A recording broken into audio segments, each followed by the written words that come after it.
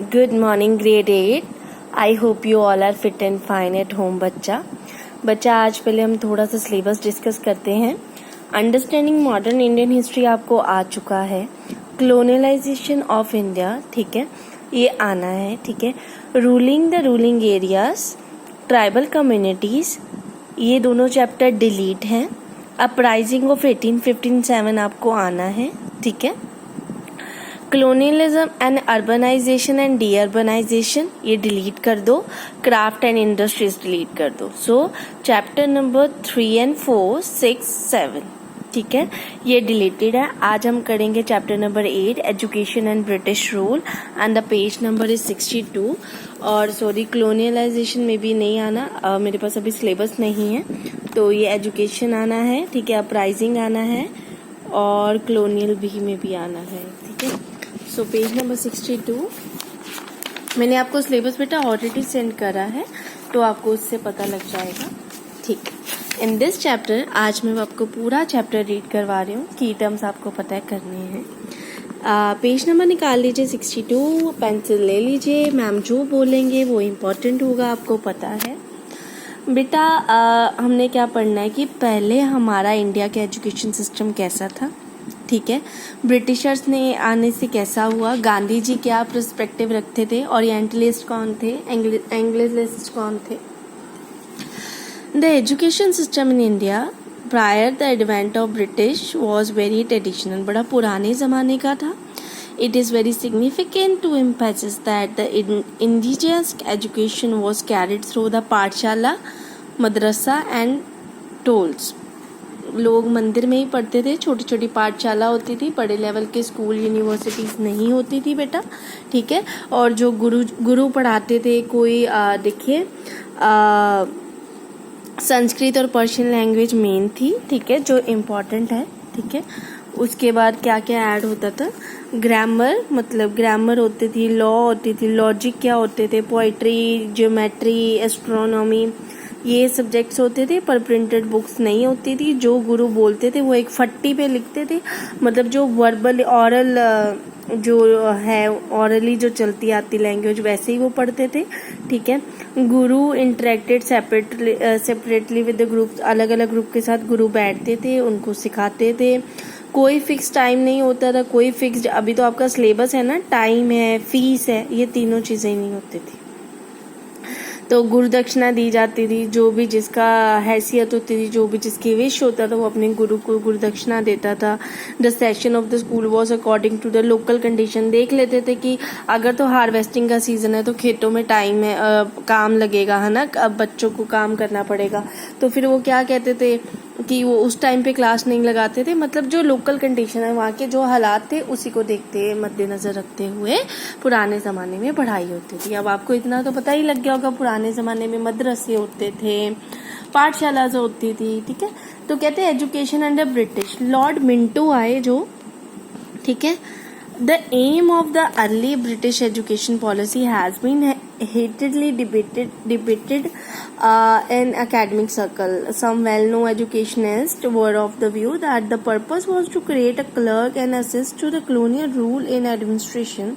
On the other hand, it is also lead to spread the Western ideas and of liberty, freedom and nationalism. सो कहते कि जो educationist थे वो चाहते थे कि अगर वेस्टर्न एजुकेशन आती है तो लोगों को नए नए कंसेप्ट पता लगेंगे, और अगर वेस्टर्न एजुकेशन हम पढ़ते हैं अपनी इंडियन ट्रेडिशनल एजुकेशन छोड़ के, तो इसका मतलब है जो हम गुलाम बने हुए हैं ब्रिटिशर्स के, वो फर्दर चलता जाएगा। Governor General Lord Minto, however, had a completely different view regarding the education of Indians. वो अलग ही सोचते थे। He emphasized on the moral aspects of the education. He firmly believed that educated people would follow the law and order and would lessen the crime. वो कहते अगर ये Indians पढ़ लिख जाएंगे, ठीक है, तो ये इनको लॉ ऑर्डर ज्यादा पता लगेगा, ये क्राइम कम करेंगे। Till 1813 British government took a very few step to improve the education of scenario in India. The Britisher did not even spend a meager sum of 1 lakh, specially reserved for education of Indians. Meanwhile, a number of missionary schools were set up. Even individuals like David Hare and Raja Rammohn Rai promoted the Western education. ठीक है, तो कहते हैं जितनी money spend करनी चाहिए थी education में ब्रिटिशर्स ने उतने करी नहीं, पर बहुत ऐसे लोग थे जो वेस्टर्न एजुकेशन को कर रहे थे. वेस्टर्न एजुकेशन से क्या आता है, हमें लिबर्टी क्या है, नेशनलिज्म क्या है, पेट्रियाटिज्म क्या है. अगर हम पढ़े लिखे होते, पेट्रियाटिज्म फीलिंग होती, तो क्या हम अपना देश किसी को देने देते इतनी आसानी से? क्या अगर हमें पेट्रियाटिज्म फीलिंग होती, अगर हम पढ़े लिखे होते, तो ऐसे क्या कोई हमारे देश पे कॉलोनी कर लेता? नहीं ना बेटा. सो अगर वेस्टर्न एजुकेशन हमें कुछ सिखाती थी, पर कईयों का ये विचार था कि ये जो हमारी बेस ट्रेडिशन इंडियन वैल्यूज है उसको कम करेगी.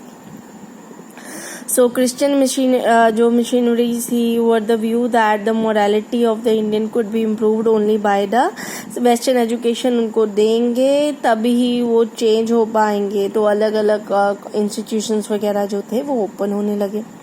अब पढ़ेंगे ओरिएंटलिस्ट. इस पे क्वेश्चन आता है जो इम्पोर्टेंट है. Many scholars such as Sir William Jones and Henry Thomas Colebrook were the opinion that in order to have a better understanding of real India, it was essential to study the Asian sacred and legal texts. Influenced by the idea, many other company officials believed that British should promote Persian and Hindi literature and poetry, as this will help them in winning a place in the heart of their subject. With the purpose, Calcutta Madrasa was set up by the Warren Hastings. The purpose behind this madrasa was to study Islamic law and other subjects. William Jones started the Aesthetic Society of Bengal in 1784 and started a journals aesthetic research. Sanskrit college was started. ठीक है, ये सब कुछ क्यों हुआ? ये कहते ठीक है ओरिएंटलिस्ट ये थे, कहते दो वेस्टर्न एजुकेशन, बट इंडिया के मेन सब्जेक्ट नहीं छीनो. अगर तुम लोग उनका सब्जेक्ट भी पढ़ाओगे, अपनी एजुकेशन भी दोगे, तो तुम उनके दिल जीत सकते हो. ठीक है. सो thus the European scholar who studied law, philosophy, literature of the East or Orient came to known as Orientalist. Answers आप चैप्टर पढ़ोगे और खुद ढूंढोगे, फिर भी आपको हिंट हो गया. Linguistics. In the early 19th century, some English people began to criticize the view of Orientalists. उनको पसंद नहीं आया. उनका ओपिनियन था कि ये अनसाइंटिफिक स्टडी है, कुछ नहीं है. वो कहते पूरा वेस्टर्न एजुकेशन होनी चाहिए. ठीक है, साइंटिफिक होना चाहिए, टेक्नोलॉजी एडवांसमेंट होना चाहिए. ठीक है, जेम्स मिल थे जो वन ऑफ द एंग्लिस्ट. सो उन्होंने कहा कि इंडियन एजुकेशन एक्ट पास हुआ कि नहीं, प्रॉपर ही वेस्टर्न एजुकेशन पढ़ानी है, स्कूल्स बने.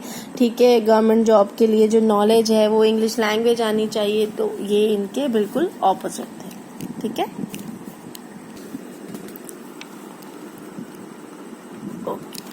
अभी हम पढ़ेंगे वुड डिस्पैच 1854.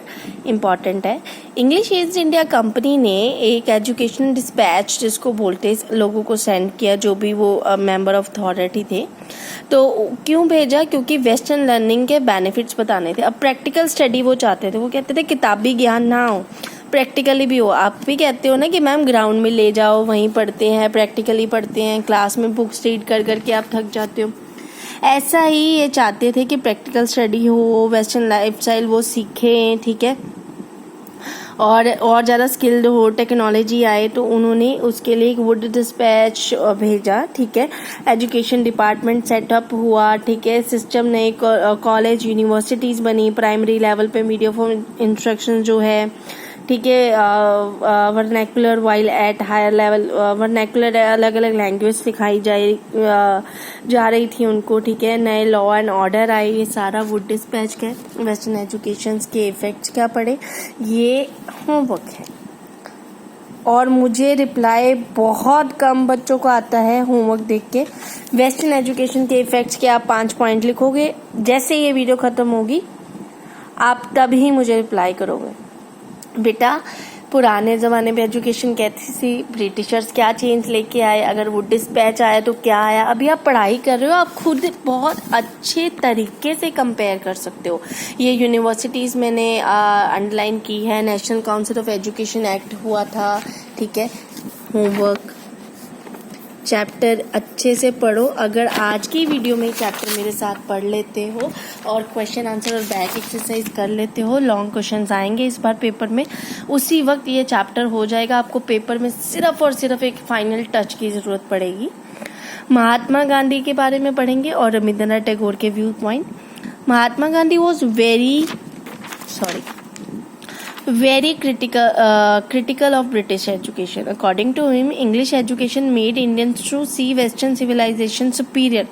कहते वो नहीं चाहते थे महात्मा गांधी की हम उनकी पढ़ाई पढ़े। वो कहते अगर उनकी पढ़ाई पढ़ेंगे तो हम इंडियंस को लगेगा कि वाह वो हमसे कितने आगे है, वो हमसे कितने सुपीरियर है, ठीक है। इंडियंस को लगेगा कि वो सही नहीं है। So gradually Indian education in these institutes starting and admiring British rule. British rule अच्छा लगेगा उनको जब वो उनके बारे में पढ़ेंगे। So he urged, उन्होंने कहा कि ब्रिटिश जो स्कूल है, इंस्टीट्यूट्स हैं, वो छोड़ दें, ठीक है। In purpose and alternative which is popularly known as Nai Talim. He was a favour of education system. ध्यान से सुनना कौन सी एजुकेशन सिस्टम के फेवर में थे। That would impact practical knowledge and make a person self-sufficient, and he believed that the Western system of learning did not promote love, respect for one's own culture and motherland. कहते उनकी education पढ़ेंगे तो अपने जो Motherland है India के बारे में अच्छा कैसे सोचेंगे, भाईचारा कैसे आएगा। एजुकेशन वो होनी चाहिए, प्रैक्टिकल एजुकेशन, जो लोग को काबिल बनाए, पढ़ लिख के उसको इतना काबिल बनाए कि वो सही क्या है गलत क्या है वो खुद जान सके। Rabindranath Tagore also found several learns in the British education system. He firmly believed that the human beings are most creative and receptive in their natural surroundings. A classroom with the four wall will automatically block the mind. कहते एक classroom में बैठे रहोगे तो mind तो block होगा ही किताबें पढ़ पढ़ के। प्रैक्टिकल स्टडी चाहिए। उन्होंने शांति निकेतन इंस्टीट्यूट खोला। Science, technology, drama, dance, music, history सब ये रविंद्रनाथ टैगोर लेके आए। सो शांति निकेतन बेगम सेंट्रल यूनिवर्सिटी बन गया था। Was named Vishwa Bharati. So Aligarh university जो सर सैयद अहमद खान जी ने बनाई थी, ये भी आप पढ़ोगे। So this is the back exercise which I am going to send you. This is all about this chapter. Get ready, long questions भी आएंगे। हिस्ट्री है तो लॉन्ग क्वेश्चन सिर्फ बुक पे टिक किए जाएंगे क्योंकि चैप्टर मैंने पूरा रीड करवाया। Meanwhile stay home, stay safe and have a good day class.